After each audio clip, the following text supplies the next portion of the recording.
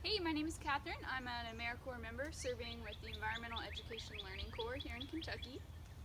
And my name is Emily Ellingson. I'm the Curator and Native Plants Collection Manager at the Arboretum State Botanical Garden of Kentucky. Today we are going to be looking at spring ephemerals here in the Arboretum. And Emily, where exactly are we in the Arboretum?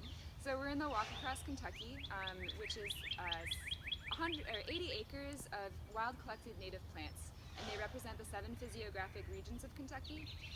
We're going to start out in the Shawnee Hills region, which is far western Kentucky, also known as the Western Coalfields.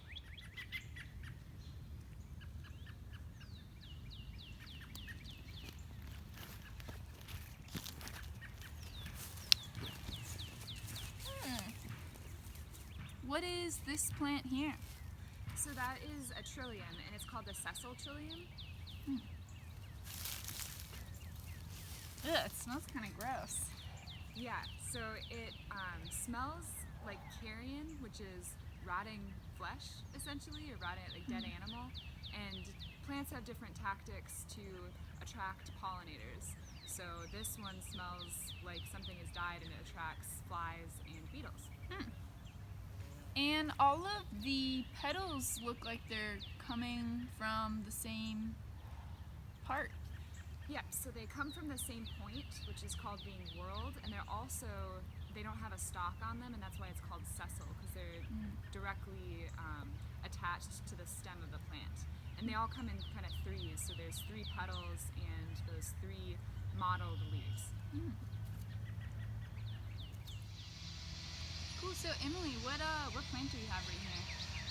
So this plant is Virginia bluebells. It is also known as Mertensia virginiana. It is an early spring ephemeral, comes up in around mid-March in Kentucky, and a very clonal plant, so you'll often see large populations of it in these like moist, rich woodlands. Some identification features, they have these sort of broad, oval-shaped leaves that are kind of a light green color, and when they first come up, they're both light green and purple and have an almost iridescent sheen to them. Oh, cool. Yeah. Cool. The flowers are super cool. Are they always that blue of a color? So when they open up, they're blue, hence Virginia bluebells, and they're kind of these bell-shaped flowers. But when they first start to be in bud, they're actually a pink or purple color. Oh, cool. Yeah, Awesome. it's really awesome.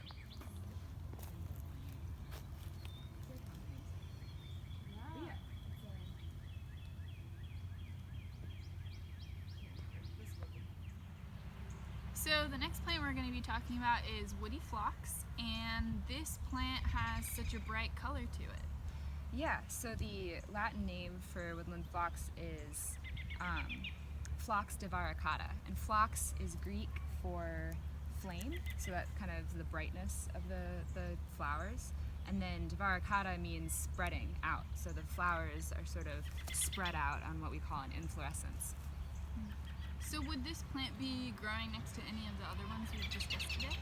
Yeah, so it would probably be growing next to Virginia bluebells and trillium in moist woods. And some ways you can identify this, other than just that it's pretty noticeable because it's bright.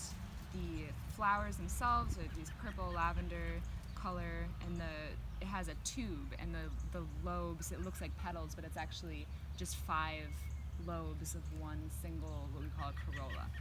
And they also have these leaves that are paired, and they're fairly far apart on the stalk.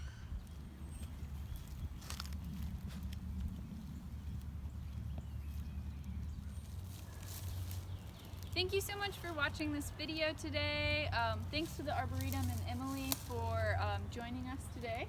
Yeah, thank you for having me, and really glad that although the Arboretum is closed, we can share some of our beautiful spring ephemerals with you. Stay tuned for the second part of this video, and please look at the video description below to find a creative writing prompt that goes along with this video. Thank you.